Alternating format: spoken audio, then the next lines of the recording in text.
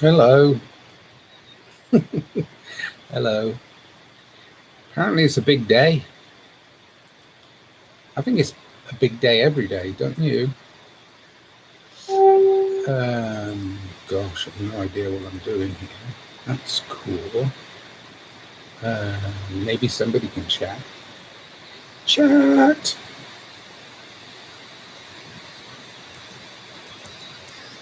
Does anyone want to chat?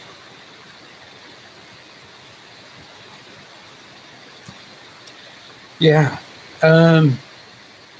Probably too busy watching the the Manchester United versus Man City. Good game. It looks like it's going to be a really good game. Really, really interesting game. Oh no, it's not Man United, Man City. It's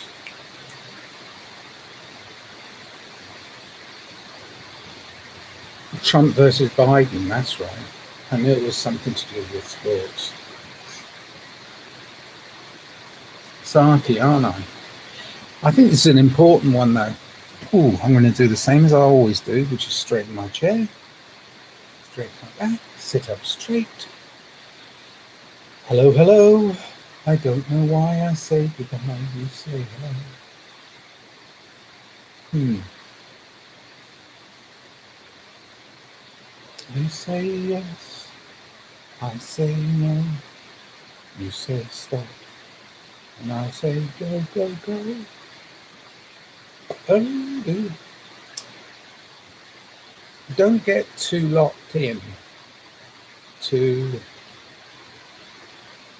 external things. Very important. Don't get too locked in. I know this is an important election. I'm aware of it, but excuse me. Oh, the sun's setting here. And it's so beautiful outside. Just like open my blinds. Previously, the sun was shining straight in my eyes, so it was really difficult to focus. Anyway, I said that word.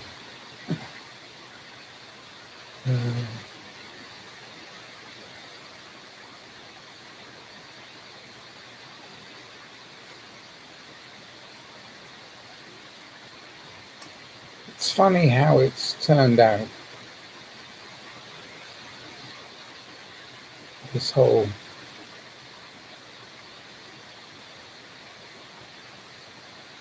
series of events.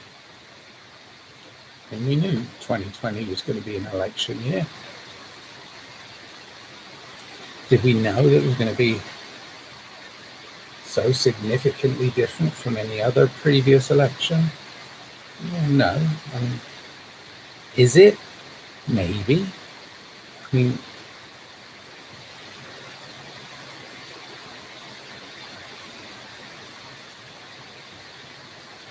thing is, no matter what way you might be swayed, swing voters. I'm going to vote for the swings. Now, the truth is, the reason I'm an anarchist is because politicians lie. I try to tell the truth, but of course it's my truth, and you have yours. I can't vote here. I'm not a citizen. I'm a permanent resident alien, so I can't vote here. I think I could probably sign up and do a mail-in,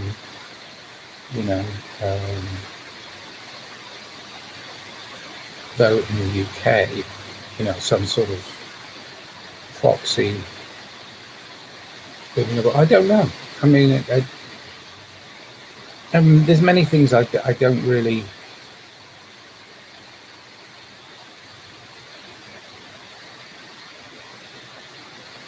follow up on, because I don't really want to vote anyway until there's a free and fair election, and specifically a manifesto that you can hold a political party or person, or, it's become such a cult of personality, but a political party, unless you can hold them to the manifesto that they're seeking election for, I don't see the point, because they could tell you anything. I mean, and often they do. I mean, it's been over and over and over. So, I don't know. I mean, I do think that it is important to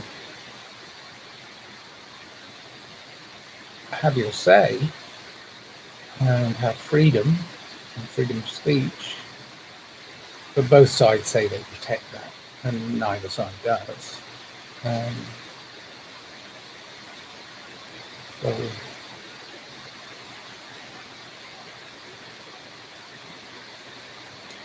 I think we need to proclaim our individual freedom and collectively follow our hearts, because too often we've gone with the lesser of two parties, two-party system. I'm talking about the West, of course, and England, Australia, Canada, America. All the languages I speak all those languages. That's a measure of my intelligence. So I speak all their languages, and so I understand their political systems, and they're very similar to each other. And if it really was democratic, and people were educated to understand the policy of truth, that would have to be the manifesto of whoever it is you're voting for, very clearly marked out, so as you can actually hold them to it. Then it might be a different story, but for now I don't see that.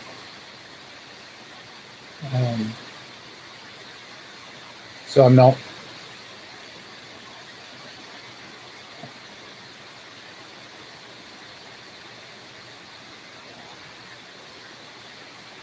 supporting one party against another until they come up with some policy or manifesto. That's all. The tendencies towards one thing or another, it's like, but they never fulfill their promise. I don't know. I mean, it's a very corrupt world we live in, and it's run by a lot of corrupt people, and it seems to me that career politicians, people who actually go into politics specifically to have a career in politics, doesn't matter which side, and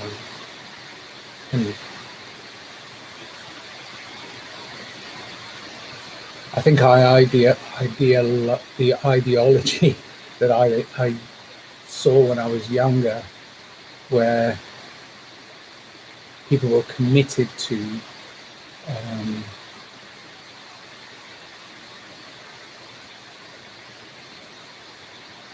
some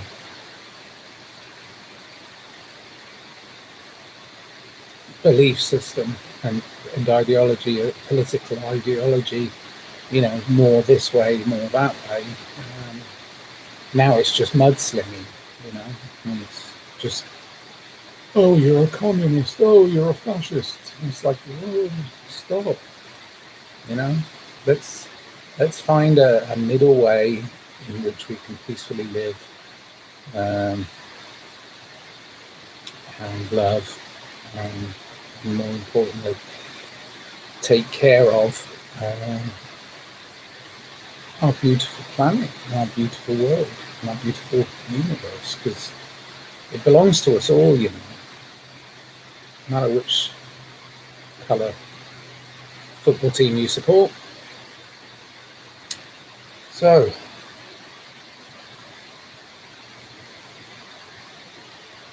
I worked on some music today and a music video. Wrote a bunch of songs over the years, hundreds. No, it's probably in the hundreds now, but I discovered, you know, it's like looking under rocks. I discovered some old recordings because I updated my computer system. I'm saying I'm a lot now, but I mustn't say anyway as a segue to get out of umming.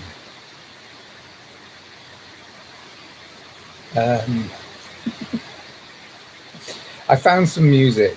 It was on an old hard drive, older hard drive, and I uploaded it to my computer. I listened to it. Obviously, the recordings were a bit thin and not very well produced. I'd say obviously, but it's just I didn't have the tools at the time. They were well-written songs, and I was very proud of them. But you know, it wasn't up to the standards of today that I have at my disposal. So I brought them up to date, and some of them are songs that we've put out in the past, and we put them out in one format, and that was it. And then I found these other formats, these other mixes that are different, and in some ways I think very vibrant. And because of the vocal, the lyrical content, they still apply, because most of my lyrics are narratives, and it's beautiful that my narrative was about how bad things were going to get, because now we're here, and that's not beautiful. It's horrible. I didn't want it. It's like, you know, I think, what's his name? Eric, yeah. This is your name, what's the name he used?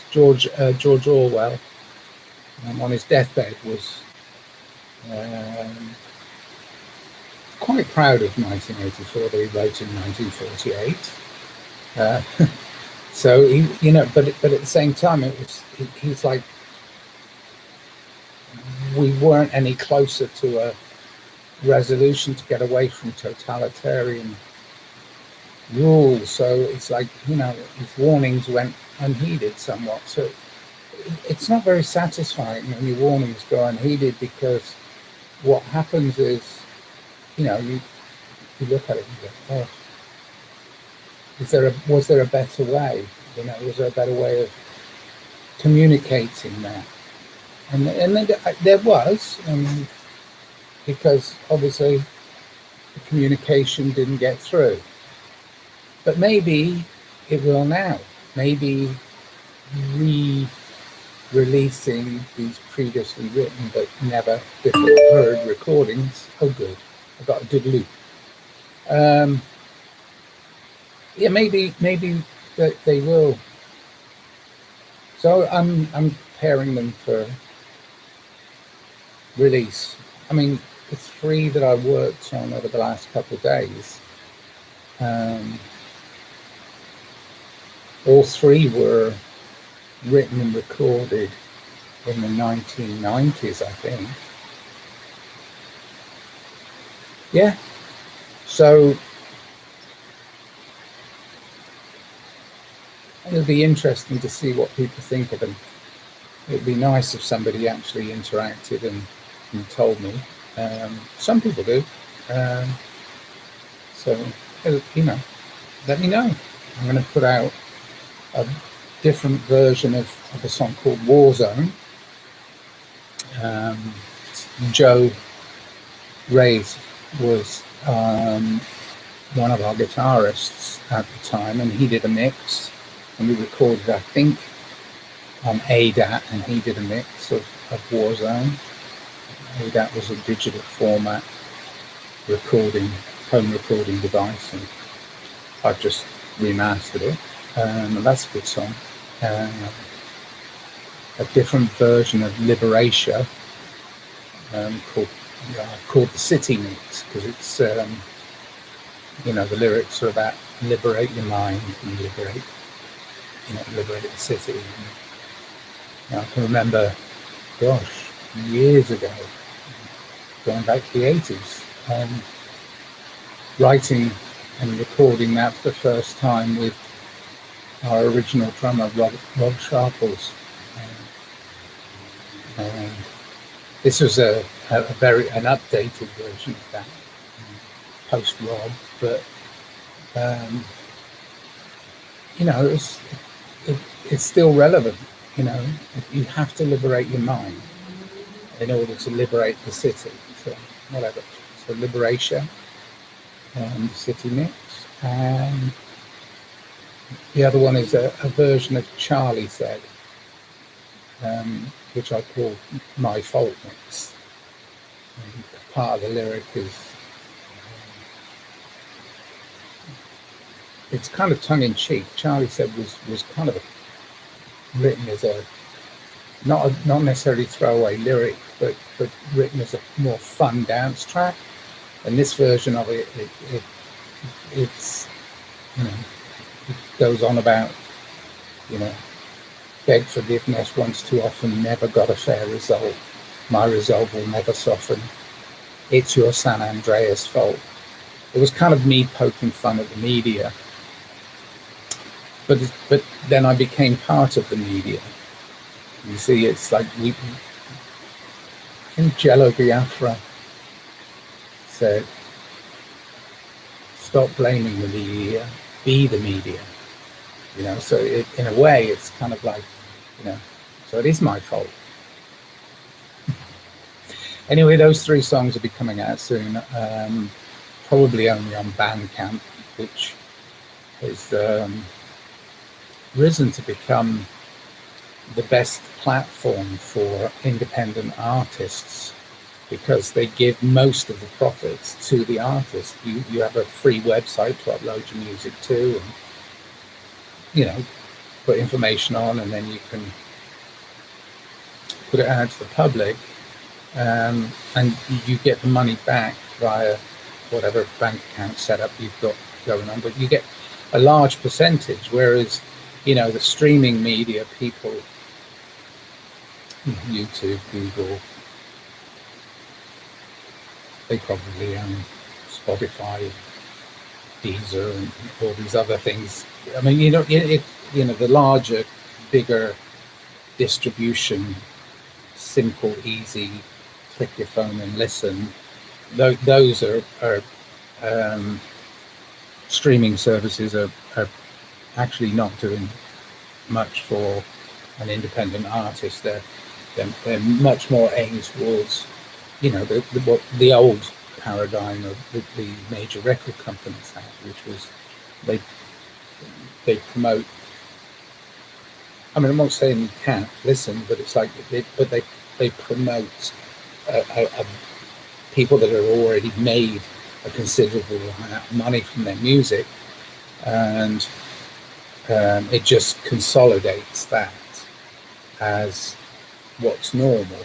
But there are thousands and millions of artists worth much more than the popular 10%. So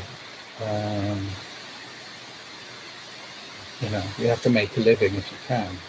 So it's not going to happen for a lot of the 80%, 90% of the artists that are making music are not making money, because the majors, the major players, the major companies are not promoting the smaller, incoming or new or outsider artists. They just don't, which is kind of weird and sad, but it's what it is. So I'm going to put my new old stuff out on Bandcamp, and hopefully people will download it, buy it. It's the same price as buying from iTunes. It's just the money goes to us, which is weird, because got so used to when people buy our music that we don't actually see any money from it, and that's a terrible thing to get used to. It's like going to work and realizing that payday's not coming. That would be an awful situation. You'd be like your slaves. I'm not going there. Okay. Nobody wants to chat. They're probably all watching the election results roll in. And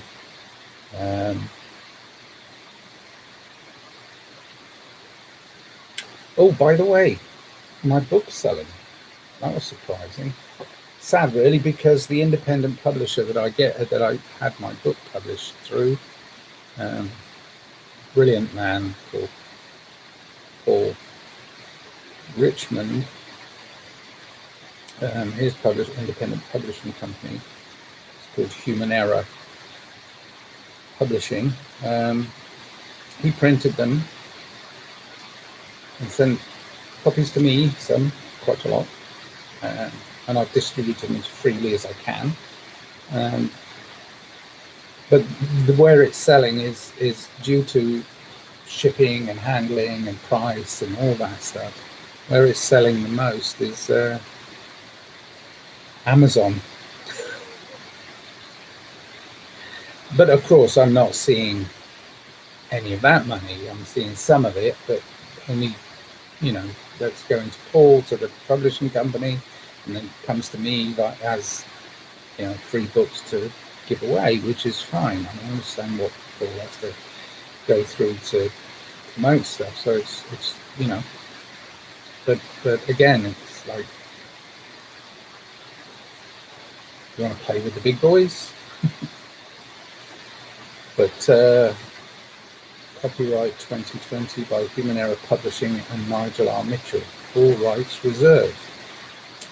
So that's my book, and you can order it on Amazon. If you know me and you're near enough for me to pop it in the mailbox, let me know, and I'll send you a copy. It's mostly poetry. No, it's all poetry. It's a poetry book, collection of poems. Love will heal your harm. The system brings you down. Find the middle way and turn the whole world around. That's almost what I was saying at the beginning. The middle way. Stop the mudslinging. Okay. I think, I don't know how long I've been on here. Oh gosh, 24 minutes. Chatting to myself for 24 minutes. I don't know if they can lock you up for that. Probably. I like to think of it this way, that there's a tear in the screen. I'm talking to a screen, so there's a tear in the screen. And I'm actually communicating beyond this digital medium. So I'm going to end this stream, and sometime tomorrow we'll probably find out who won. So that'll be fun. And then we'll see what happens after that. All right. I love you all very much. The most important thing is love. That's the most important thing. Oh, and by the way, I'm in Los Angeles. Didn't say what day it was. Tuesday, November 3rd, 2020. I usually say that. But I'm looking for a girlfriend. This is not a dating site. But if you hear this, it is a dating site. All right? So, I want some female company. Love you. Bye.